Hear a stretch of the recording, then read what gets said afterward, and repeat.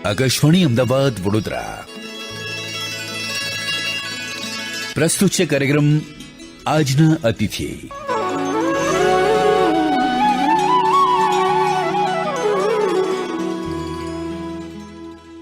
નમસ્કાર મિત્રો, આપનું સ્વાગત અને આજના આપણા અતિથિનું પણ સ્વાગત કરીએ. આજે આપણી સાથે સ્ટુડિયોઝમાં છે મલ્લિકા મુખર્જી. મલ્લિકાબેન, આપને નમસ્કાર. નમસ્તે મિત્રો, મલ્લિકા મુખર્જીની આપને ઓળખાણ હું તાજી કરાવું. તેઓ આકાશવાણી પર વિવિધ કાર્યક્રમોમાં એમનું પ્રદાન આપતા રહ્યા છે. એમની જન્મભૂમિ પશ્ચિમ બંગાળ છે, પણ કર્મભૂમિ આપણું ગુજરાત છે. અર્થશાસ્ત્ર અને હિન્દી સાહિત્યમાં MA કર્યું છે અને તેઓ ઓડિટ ઓફિસરની પોસ્ટ પરથી નિવૃત્ત થયા છે અને હાલ તેઓ સ્વતંત્ર લેખનમાં વ્યસ્ત છે. મલ્લિકાજી, આપની અનેક સાહિત્ય કૃતિઓ આકાશવાણી પર વિવિધ સમયાંતરે પ્રસારિત થતી રહી છે. આપ હિન્દી, ગુજરાતી અને બંગાળી ભાષામાં લખતા રહ્યા છો અને ઘણા બધા પુરસ્કારોથી પણ સન્માનિત છો. તો આ મિત્રો, મલ્લિકા મુખર્જીની એક ઓળખાણ મેં આપને આપી, પણ આપણે એવું કરીએ કે આપણે એમની પાસેથી આ ઓળખ જે થઈ એની પાછળ ઘણા બધા વર્ષોનો પરિશ્રમ રહ્યો છે. મલ્લિકાજી, જીવનમાં ઘણા બધા પરિબળો હોય કે જેમણે આપણું ઘડતર કર્યું હોય. એમાંનું એક પરિબળ એ આપણું બાળપણ, આપણે જે ભણ્યા હોય એ. તો આપના ઘડતરમાં આપના માતા પિતા, આપના એજ્યુકેશનનો પણ ફાળો હોય, તો એની થોડી વાત આપના શબ્દોમાં કહેશો? હા, જરૂર કહીશ. મારા જીવન વિશે કહું તો મારા જીવન ઘડતરમાં મારા માતા પિતાનો સૌથી વધુ પ્રભાવ છે. મારા પિતા ક્ષિતિશચંદ્ર ભૌમિક એ અખંડ ભારતના પૂર્વ બંગાળમાં કોમિલ્લા જિલ્લાના મોઇનપુર ગામના એક મધ્યમ વર્ગીય ખેડૂત પરિવારના પુત્ર હતા. બરોબર. અને મારી માતા રેખા ધર એ મયમનસિંહ જિલ્લાના રાયજાન ગામના જમીનદાર પરિવારના પુત્રી હતા. જી. અને મમ્મીનો ઉછેર ખૂબ શાહી રીતે થયો હતો. બરોબર. પણ દેશ વિભાજનને કારણે એમનું વતન પૂર્વ બંગાળ એ પાકિસ્તાનમાં જતું રહ્યું, એટલે એ બંનેના પરિવારોને પશ્ચિમ બંગાળમાં આવવું પડ્યું. બરોબર.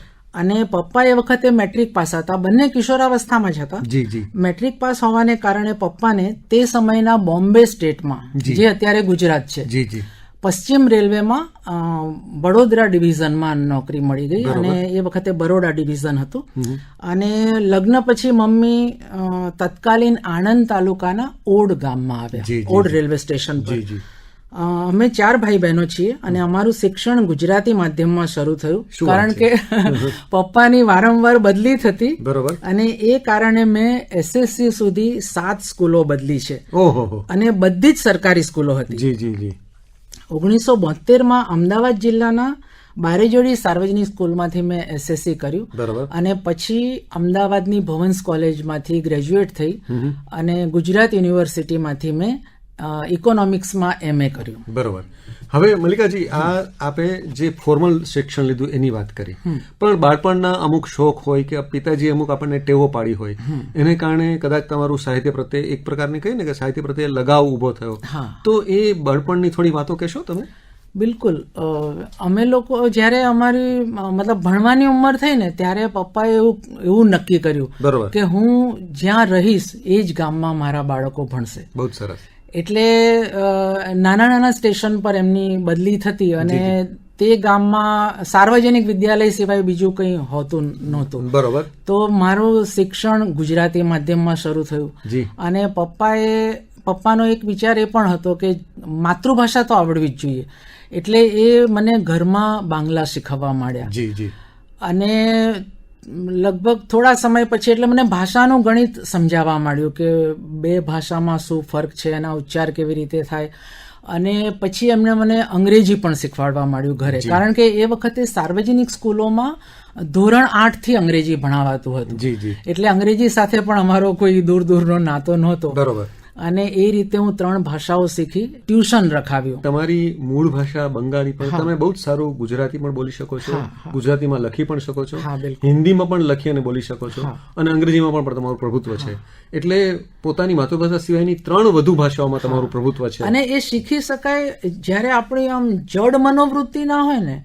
પપ્પાને એવું હતું કે તમે ગમે તેટલી ભાષા શીખો, એમાં શું વાંધો છે, તમને માતૃભાષા આવડે. અને ગુજરાત પ્રત્યે એમને બહુ પ્રેમ હતો કે હું જે રાજ્યમાં મને આશરો મળ્યો, જે રાજ્યનો હું ખાઉં છું પીવું છું, એ રાજ્ય માટે એટલો પ્રેમ તો હોવો જ જોઈએ કે આપણને તેની ભાષા આવડે તો તમે ત્યાંના લોકો સાથે જોડાઈ શકો. બહુ જ સરસ. અને એ કલ્ચર સાથે પણ જોડાઈ શકો. એકદમ સરસ.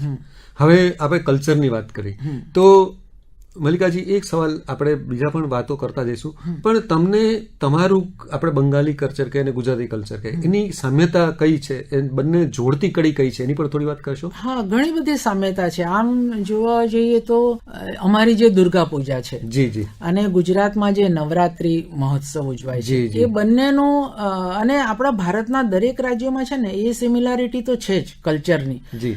તો ગુજરાતમાં જ્યારે નવરાત્રી શરૂ થાય અને એના 6ઠ્ઠા દિવસથી દુર્ગા પૂજા શરૂ થાય, તો અહીંયા મેં જોયું કે અહીંયા જે દુર્ગા પૂજા થાય છે ત્યાં નવરાત્રી વખતે જે લોકો નીકળે ને ગરબા ગાવા, છોકરા છોકરીઓ, વડીલો, બાળકો, એ બધાને મેં અમારા દુર્ગા પૂજાના મંડપમાં આવતા જોયા દર્શન કરવા માટે. અને અમે લોકો પણ, મેં પોતે પણ ગરબા ઘણા કર્યા છે, કારણ કે મને બહુ ગમતા. નાના હતા ત્યારે તો ખાસ કે બધી બહેનપણીઓ સાથે ગરબા કરવા, પછી ગૌરી વ્રત કરવું જે અહીંનું છે.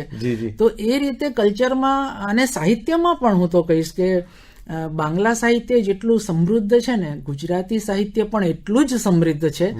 પણ તકલીફ એ છે કે બાંગ્લા સાહિત્યને થોડુંક વધારે પ્લેટફોર્મ મળ્યું કે બીજી ભાષાઓમાં અનુવાદ થયા, પણ ગુજરાતી સાહિત્યને એ મોકો એટલો બધો નથી મળ્યો.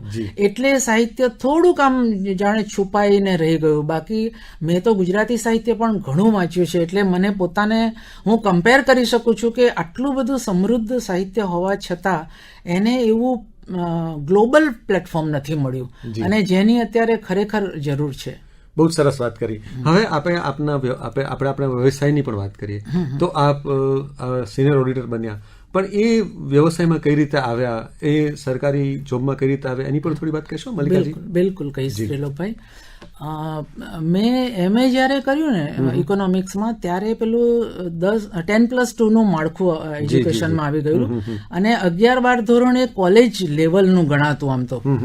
અને એ વખતે હું ગ્રેજ્યુએટ થઈ ત્યારથી જ ન્યૂઝપેપર એમ્પ્લોયમેન્ટ ન્યૂઝ, જે ગુજરાતીમાં રોજગાર સમાચાર તરીકે પણ આવે છે, તો એ વાંચીને એપ્લાય કરતી. મારા પપ્પાને બિચારાને કંઈ જ ખબર નહીં હું શું કરી રહી છું, પણ મારો એક બચપનથી એક પેલો હતું જીવનમાં કે હું પગભર થઈશ, કારણ કે પપ્પાને મેં આર્થિક સંઘર્ષ કરતા જોયા છે કે એક જ પગારમાં અમે 4 ભાઈ બહેન એક સાથે કોલેજમાં ભણતા, અને પપ્પાને એવું હતું કે દીકરાને જેટલું એજ્યુકેશન આપીએ ને, દીકરીઓને પણ એટલું જ આપવું પડે, તો એ લોકો પણ સમાજમાં પગભર થઈ શકે અને પોતાની એક ઓળખાણ બનાવી શકે. તો એકવાર મેં ગુજરાત સમાચાર અમે વર્ષોથી લેતા જ હતા ઘરે, અને પપ્પા એમના માટે અંગ્રેજી ન્યૂઝપેપર લઈને અમારા માટે ગુજરાત સમાચાર રાખે. તો ગુજરાત સમાચારમાં એક જાહેરાત આવી. આપણે મહેસાણા જિલ્લાના ખેરવા ગામની એક સ્કૂલ છે, જયકોરબાઈ વિદ્યા મંદિર. તો એ જાહેરાત મેં વાંચી કે 11-12 ધોરણ માટે અધ્યાપકની જરૂર છે. અને એ વખતે 11-12 ધોરણ માટે BA BEd કરતા કે BSc BEd કરતા પણ માસ્ટર ડિગ્રીનું વધારે મહત્વ હતું, કે માસ્ટર અનિવાર્ય હતું. બરોબર છે. તો મેં MA તો કરી લીધું હતું, એટલે મેં પણ એપ્લાય કર્યું ને ઇન્ટરવ્યુમાં ગઈ, તો ઘણા બધા શિક્ષકો પણ આવેલા જે ઓલરેડી ટીચર હતા અને BA BEd થયેલા હતા. પણ ત્યાંના જે ટ્રસ્ટી હતા ને, એ પોતે ઇકોનોમિક્સમાં ડોક્ટરેટ કરેલું અને વિદેશમાં રહેતા હતા, જે આ સ્કૂલના જે માલિકનો દીકરો. બરોબર. અને બહુ જ સત્યનિષ્ઠાવાળા વ્યક્તિ. તો એમણે મને જ્યારે પ્રશ્નો પૂછ્યા અને પછી એમણે કહ્યું કે મારે આ બહેનને જ લેવા છે. એ ભલે એમને અનુભવ નથી, યંગ છે, હમણાં જ પોસ્ટ ગ્રેજ્યુએટ થયા છે, પણ મને એવું લાગે છે કે એ સારી રીતે ભણાવી શકશે.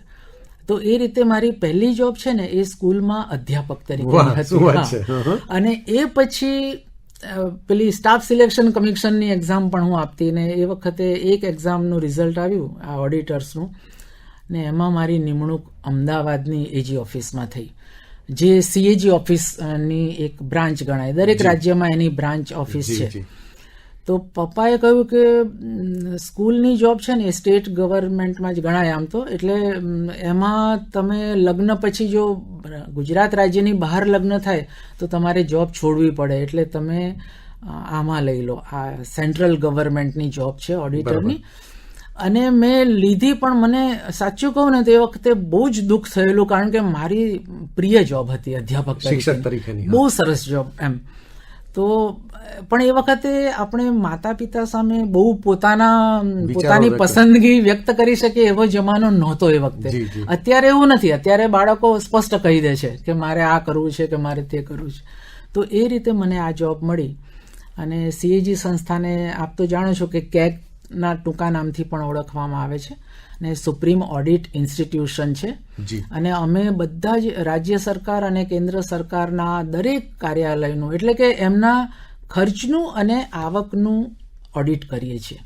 આવકમાં જેટલા ટેક્સ છે એ બધાની ઇન્કમ, અને ગવર્મેન્ટ ક્યાં ક્યાં ખર્ચ કરે છે, એ કામ અમારું મુખ્ય છે. કેટલા વર્ષ આપ AG ઓફિસ સાથે સંકળાયેલા રહ્યા?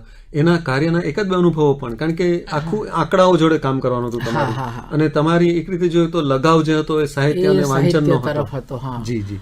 તો મેં સ્કૂલમાં તો 2 વર્ષ જોબ કરી, અને આ ઓફિસમાં AG ઓફિસમાં મેં લગભગ 36 વર્ષ જોબ કરી. અને ઓડિટરમાંથી હું ડિપાર્ટમેન્ટલ એક્ઝામ આપીને સિનિયર ઓડિટ ઓફિસરની પોસ્ટ સુધી પહોંચી. જી. સ્કૂલના અનુભવની પહેલા વાત કરું કે ત્યાં આગળ જે વિદ્યાર્થીઓ આવતા ને, હવે એમાં એ સ્કૂલમાં આજુબાજુના 7-8 ગામથી પણ વિદ્યાર્થીઓ આવતા, કારણ કે એજ્યુકેશન ગામમાં તો હોતું જ નથી લગભગ અમુક ગામોમાં. તો એ બાળકો એવા હતા કે જે જ્યારે પાક લણવાનો સમય થાય કે ખેતીવાડીનું કામ શરૂ થાય તો એ લોકો સ્કૂલે ના આવે, અને એમને એવી ખબર બી ના પડે કે સ્કૂલે જવું કેટલું જરૂરી છે. તો મને એમ થયું કે આ છોકરાઓ, અને પુસ્તક ખરીદવાના પણ પૈસા નહીં, એટલા ગરીબ ખેડૂતોના દીકરા દીકરીઓ આવતા. તો મેં એમ વિચાર્યું કે આ લોકોને હું કઈ રીતે મદદ કરી શકું. તો એક તો અર્ધ વચ્ચેથી હું જોઈન્ટ થયેલી, એટલે થોડાક મહિના જતા રહેલા. તો મેં એ લોકોને પૂછ્યું કે તમે એક્સ્ટ્રા ક્લાસ લઉં તો આવશો? તો કે હા, અમે આવીશું. તો શનિ રવિમાં મેં ક્લાસ ચાલુ કર્યા, અને એ લોકો બધા એટલે ગામથી ચાલીને આવતા, એટલે દૂરથી. પછી પુસ્તકો એ લોકો પાસે હોય નહીં. તો મેં ઇકોનોમિક્સનું આખું મટીરિયલ એ હાથેથી લખીને તૈયાર કર્યા, ઇમ્પોર્ટન્ટ પ્રશ્નો. અને પછી એનું અમદાવાદમાં, કારણ કે એ વખતે કમ્પ્યુટરની સુવિધા નહોતી, એટલે મેં અમદાવાદ આવીને સિટી સિવિલ કોર્ટના કમ્પાઉન્ડમાં ના બધા ટાઈપિસ્ટ બેસતા. તો એવા એક ટાઈપિસ્ટ પાસે જઈને રિક્વેસ્ટ કરી કે મને આ ટાઈપ કરી આપો. તો એમણે કરી આપ્યું ટાઈપ, અને એના મેં લગભગ 90 પાના ટાઈપ કરાવ્યા, અને એની ફોટોકોપી કરાવી. પછી બધા બાળકોને, વિદ્યાર્થીઓને વહેંચી, અને મેં કહ્યું કે આટલું જ વાંચશો ને તો પણ તમે ફેલ નહીં થાવ. બહુ સરસ. તો એ પછી એ લોકોએ જ્યારે એક્ઝામનું રિઝલ્ટ આવ્યું બોર્ડનું 12થનું, તો મારા વિષયમાં 100% વિદ્યાર્થીઓ પાસ હતા, અને સારા માર્કે, કારણ કે એ લોકોને બહુ ઇન્ટરેસ્ટ આવતો. હું ભણાવતી જ એ રીતે, થોડા રોચક ઉદાહરણો આપીને. બાકી અર્થશાસ્ત્ર આમ બહુ બોરિંગ વિષય ગણાય, લોકોને કંટાળો આવે. હા, કંટાળો આવે. તો પ્રિન્સિપલ ત્યાં હતા ગણેશભાઈ પટેલ, એમણે મને બોલાવીને ખાસ અભિનંદન આપ્યા કે તમારી મહેનત બેન બહુ કામમાં આવી. તો મને એમ લાગ્યું કે એ મારા માટે સૌથી શ્રેષ્ઠ પુરસ્કાર. એકદમ સાચું. એટલે આ આપણે શિક્ષણ સાથે સંકળાયેલા સંસ્મરણ આપણે વાંચ્યા. હવે AG ઓફિસમાં પણ આપણે લગભગ 35 વર્ષથી વધારે કામ કર્યું, તો એના એકાદું સુખદ સંસ્મરણ અમારી જોડે શેર કરશો? AG ઓફિસના તો ઘણા સારા સંસ્મરણો છે. અમારી ઓફિસ છે ને, બહુ એનું કામ જ એવું છે, એટલું બધું અગત્યનું અને માથાભારે કામ કહી શકાય. કારણ કે એમાં ટેક્સના જે જુદા જુદા ટેક્સના જે વિભાગો હોય ને, એક વિભાગમાંથી બીજા વિભાગમાં, ધારો કે ઇન્કમ ટેક્સ વિભાગમાં તમે કામ કરતા હો વિંગમાં, અને પછી તમારું સેલ્સ ટેક્સ વિંગમાં, એટલે હવે તો વેટ થઈ ગયું, એમાં ટ્રાન્સફર થઈ જાય, તો તમને એવું લાગે કે નવી જોબ મળી. બરોબર. અને કન્ટિન્યુઅસ તમારે વાંચતા રહેવું પડે, નવું શીખતા રહેવું પડે, નવું ને નવું જ. કારણ કે દર વર્ષે આ બધા કાયદાઓ બદલાતા હોય, એટલે અમારે અપડેટ કરતા રહેવું પડે. એટલે હંમેશા અમે રિટાયરમેન્ટ સુધી વિદ્યાર્થીઓ જ રહી જઈએ. વાહ. અને એનો લાભ આપને મળે? હા, એનો લાભ ઘણો મળે, કારણ કે એમાં જે પરફેક્શન હોય છે ને અમારા કામમાં, ઓડિટ રિપોર્ટ બને ત્યારે, તો એ પરફેક્શન આજ સુધી મારા સ્વભાવમાં છે. ઘરના કામમાં હો કે બહારના કામમાં હો કે કોઈ પણ લેખનમાં પણ, એ પરફેક્ટ ન થાય ને પોતાને સંતોષ ના થાય ત્યાં સુધી કર્યા જ કરું. તો એક અનુભવ હું કહીશ કે રિટાયરમેન્ટ વખતે 2016માં અમારી સીએજી ઓફિસે એક રિવ્યુ કરવાનો નિર્ણય લીધો કે રાઇટ ટુ એજ્યુકેશન એક્ટ જે બન્યું છે ને 2009માં, તો એનો યોગ્ય પેલો ઇમ્પ્લિમેન્ટ થયું છે કે નહીં એના માટે એક ઓલ ઇન્ડિયા રિવ્યુ એ લોકોએ નક્કી કર્યો. અને હું ત્યારે એક્સપેન્ડિચર વિંગમાં જ હેડક્વાર્ટરમાં કામ કરતી હતી, પણ એક મારી ટીમ પણ બનેલી. ઇમરજન્સી ઊભી થાય ત્યારે એક ટીમને બહાર મોકલે ઓડિટ કરવા માટે, અને સ્ટાફની બહુ શોર્ટેજ. તો એ રિવ્યૂનું કામ મને સોંપવામાં આવ્યું, અને મારા જે પ્રિન્સિપલ ડાયરેક્ટર હતા ડીપી યાદવ સર, એમણે જે મને બોલાવીને કહ્યું ને હજી પણ મને યાદ છે કે આ રિવ્યૂ હું આપની ટીમને એટલા માટે સોંપું છું કે આપ અધ્યાપક રહી ચૂક્યા છો, અને ઓફિસમાં પણ ઓફિસર્સ એક્ઝામના જે ક્લાસીસ ચાલે ને એમાં પણ મેં ફેકલ્ટી તરીકે વર્ષો સુધી કામ કર્યું છે. હું ભણાવતી વિદ્યાર્થીઓ એટલે ઓડિટર્સ બધા. તો તમને શિક્ષણનો બહુ અનુભવ છે, એટલે તમે આ શિક્ષણના મુદ્દાઓ વધારે સારી રીતે ચકાસી શકશો. મેં કહ્યું સારું, જઈશું પછી. અને રિટાયરમેન્ટની એક જ વર્ષની વાર હતી, તો 1 વર્ષની વાર હોય ને એવાને એકચ્યુઅલી આવો રિવ્યૂ ન આપી શકાય, પણ એમણે સ્પેશિયલ કેસમાં મને આપ્યું. તો અમે લોકો દીવ દમણ અને દાદરા નગર હવેલીનું મારે કરવાનું હતું રિવ્યૂ. તો અમે લોકોએ ત્યાં ડિપાર્ટમેન્ટના રેકોર્ડ તો ચકાસવાના જ હતા, પરંતુ દરેક જિલ્લામાંથી, ત્યાં 2 યુટીના 3 જિલ્લા છે, તો 3 જિલ્લામાંથી અમારે 30 સ્કૂલ સિલેક્ટ કરવાની હતી, અને ત્યાં જઈને પ્રત્યક્ષ એમની સમસ્યાઓ વિશે જાણવાનું હતું. તો અમારી ટીમે મારી સાથે બીજા આસિસ્ટન્ટ ઓફિસર હતા રશ્મિકાંત યાદવ, અને એક સુપરવાઇઝર લેડી હતી જયા નાયર. તો એ લોકોએ પણ બહુ મહેનત કરી, એટલે અમે 3 જણાએ 90 સ્કૂલ વિઝિટ કરી અને દરેક પાસેથી એમની સમસ્યાઓ જાણી, અને અમે એમને કન્વિન્સ કર્યા કે તમારા પ્રોબ્લેમ અમને કહેશો તો અમે રિપોર્ટમાં લખીશું, તો એના પર કંઈક સારી એક્શન લેવાશે, એટલે તમારે ડરવાની જરૂર નથી, જે પણ સમસ્યા હોય અમને કહી દો.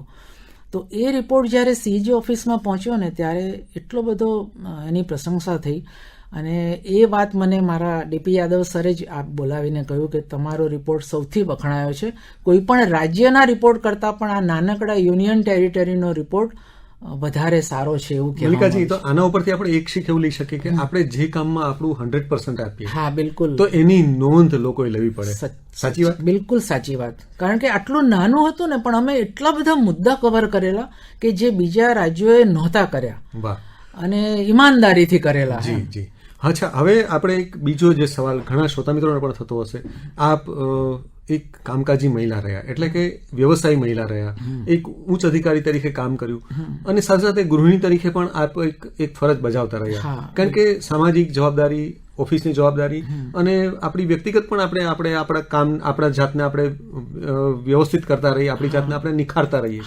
તો બધું કઈ રીતે આપણે મેનેજ કર્યું એની વાત કહેશો? હું એ રીતે લકી હતી કે મારું પરિવાર એકલ હતું, અમે 3 જ જણા પરિવારમાં હતા, હસબન્ડ અને બાળક.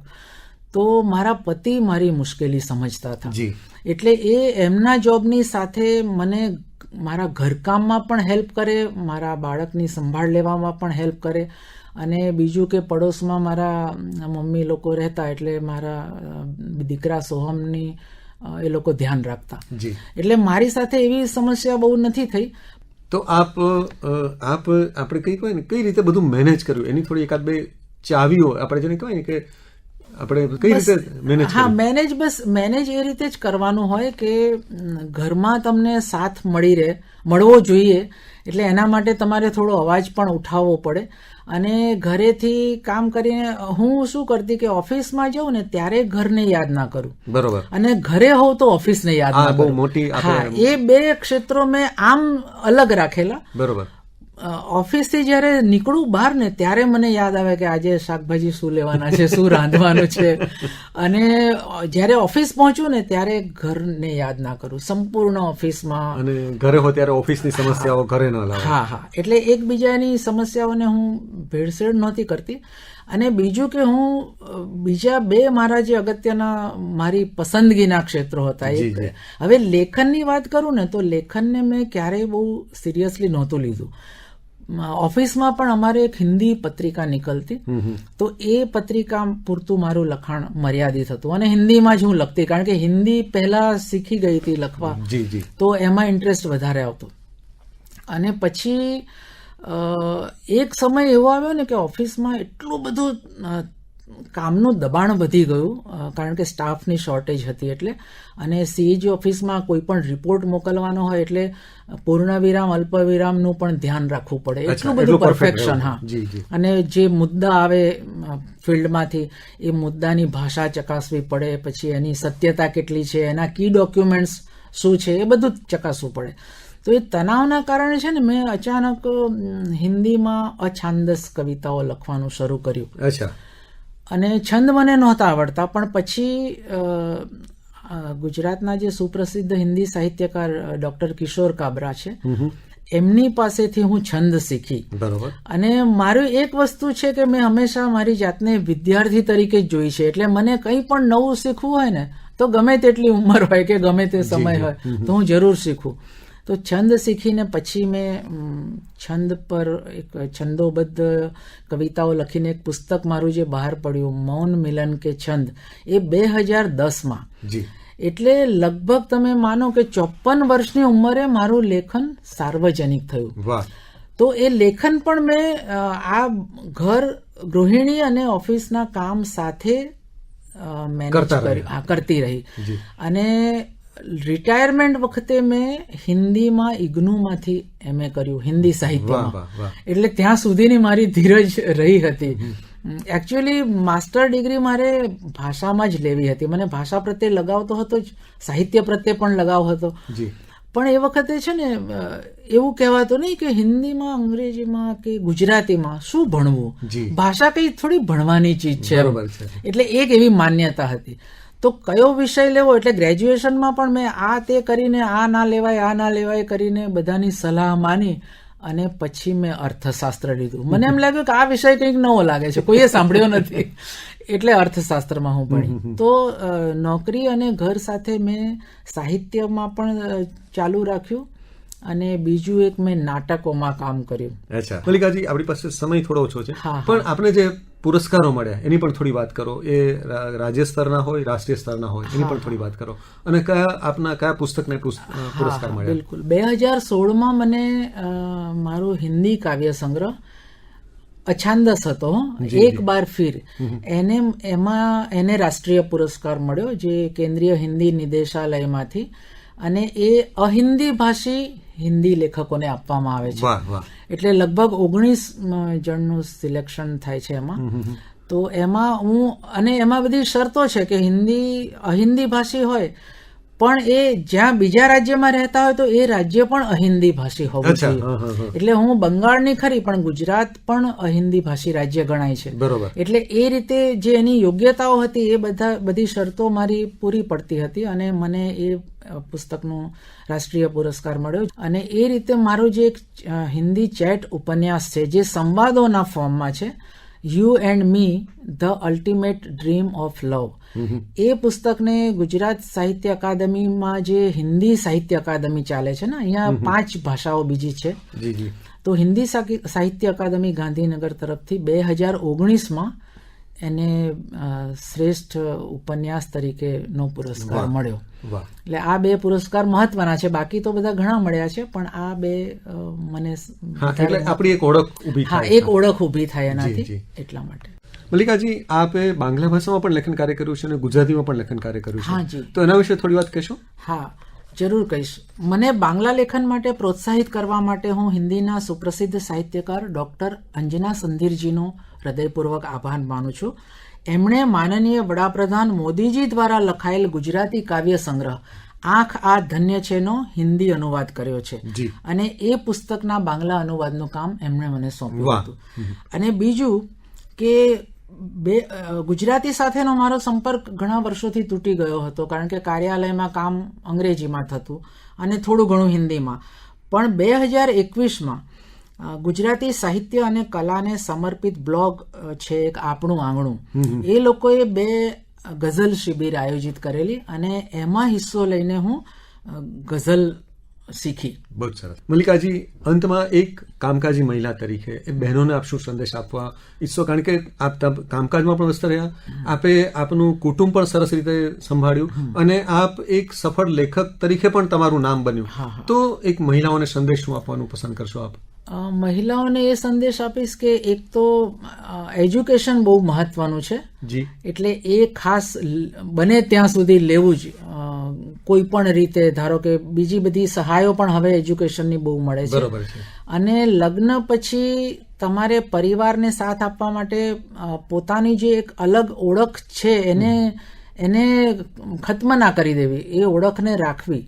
અને બાળકોને પણ એક મેં આમાં પહેલા એકવાર કહ્યું હતું કે બાળકોને પણ ડાયરી લખવાની આદત પાડવી જોઈએ. બરોબર છે. ડાયરી લખે ને બાળકો, એમાં પ્રામાણિકતા હોય છે. જી.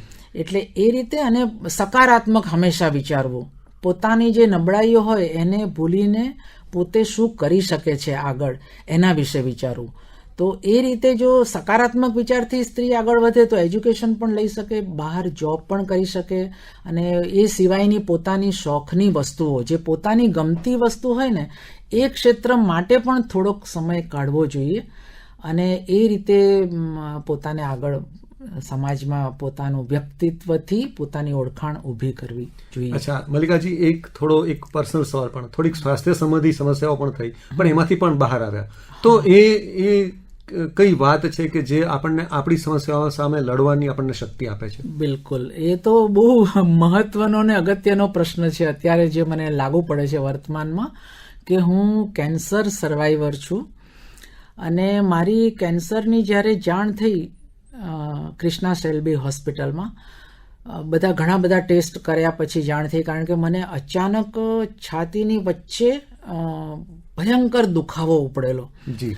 અને એ દુખાવાને કારણે મારે તાત્કાલિક ત્યાં જવું પડ્યું હતું. અને એ ટેસ્ટમાં જ્યારે કેન્સર, ગોલ બ્લેડરનું એટલે પિત્તાશયનું કેન્સર ડાયોગ્નાઇઝ થયું, જે ખરેખર તો 4th સ્ટેજમાં હતું, જેને એડવાન્સ સ્ટેજ કહી શકાય. એટલે જેની રિકવરી ન થાય, કારણ કે ગોલ બ્લેડરમાંથી બીજા અંગોમાં ફેલાઈ ગયેલું હોય અને એની શક્યતા બહુ ઓછી હોય રિકવરી થવાની.